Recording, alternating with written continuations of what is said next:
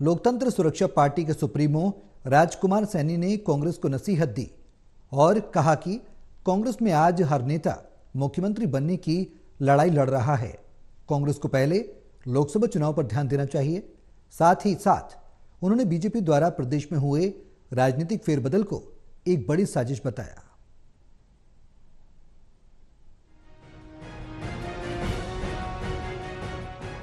लोकतंत्र सुरक्षा पार्टी के सुप्रीमो और पूर्व सांसद राजकुमार सैनी सोनीपत पहुंचे, जहां उन्होंने भारतीय जनता पार्टी पर निशाना साधा।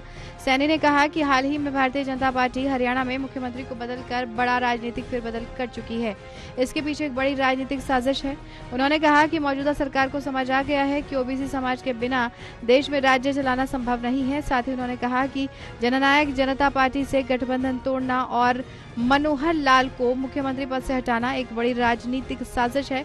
बीजेपी ने एक तीर से कई निशाने साधने का काम किया है।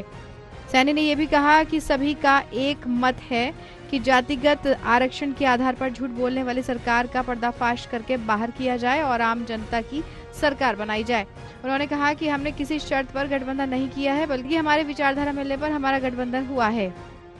बीजेपी ने फायदा उठाने के लिए हरियाणा में जब होती है तो जाट नॉन जाट करती है, जब उत्तर प्रदेश और अन्य राज्यों में जाती हैं तब हिंदू मुसलमान करते हैं।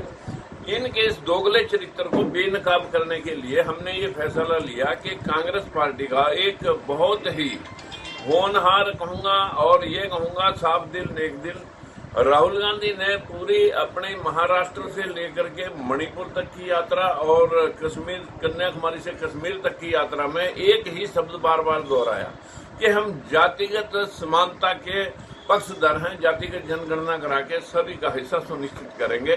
और इस झूठी और बेनकाब जो मक्कारी लोगों के साथ हुई है, जो लोगों को ठगा गया है, इनको बेनकाब करके इनको चलता करेंगे।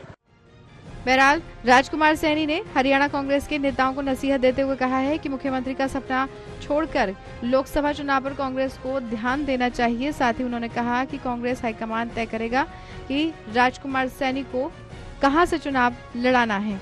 जहां से हाईकमान के आदेश होंगे वहीं से चुनाव लड़ा जाएगा। यानी साफ है कि चुनाव में सभी पार्टियां जातिगत समीकरण को ध्यान में रखकर अपनी उम्मीदवारों को मैदान में उतारेगी। टोटल टीवी के लिए सोनीपत से कविता शर्मा की रिपोर्ट।